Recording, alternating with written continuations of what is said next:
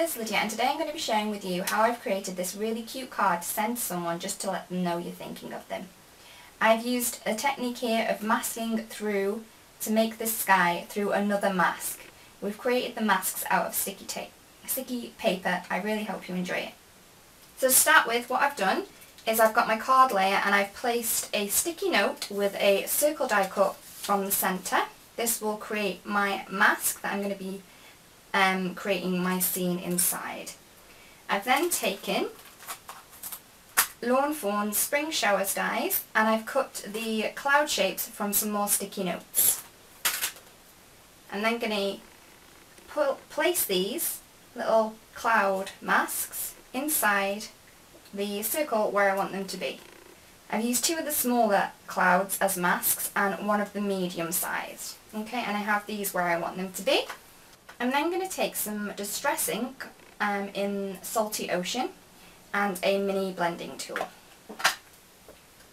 I'm going to ink up my blending tool and take some of it off onto my craft mat just to make sure it's fully loaded.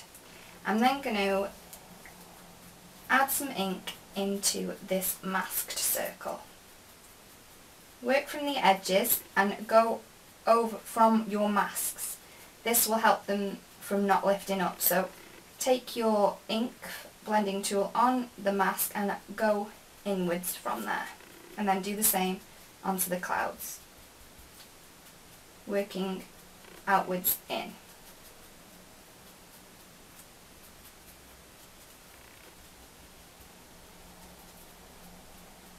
You don't need to be too careful about how the ink lies, because the more ink you have in different places, I think the more natural it looks. Okay. Once you're happy, you need to remove your die shapes. Your masks, sorry.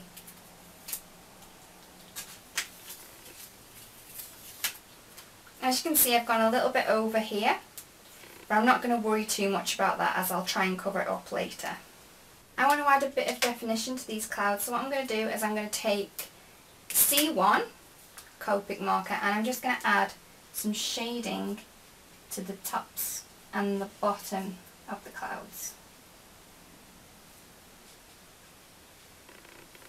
Okay, once I've added a little bit of shading, I'm then going to take a blending Copic, so it's just the clear one, and I'm just going to blend out this grey colour further into the cloud. All I'm going to do is just go over it and this will blend it slightly. It looks like it's a lot darker, but when this dries it'll be clear and you won't even see it.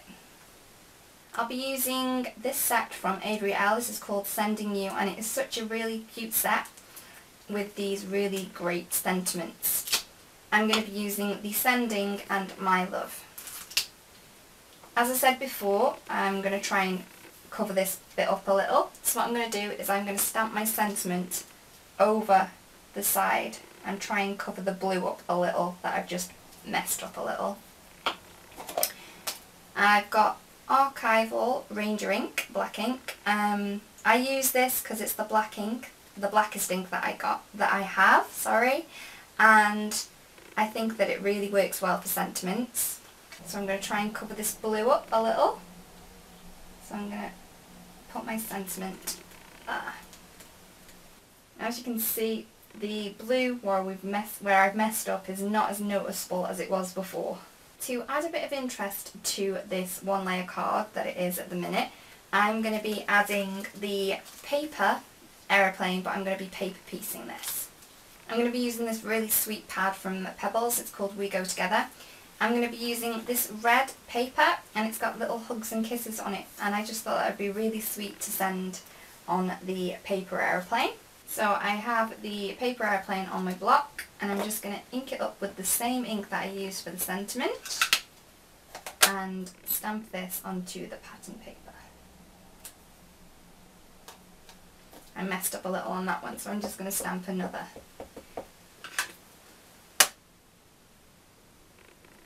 Okay, once you're happy with that, I'm going to cut this out.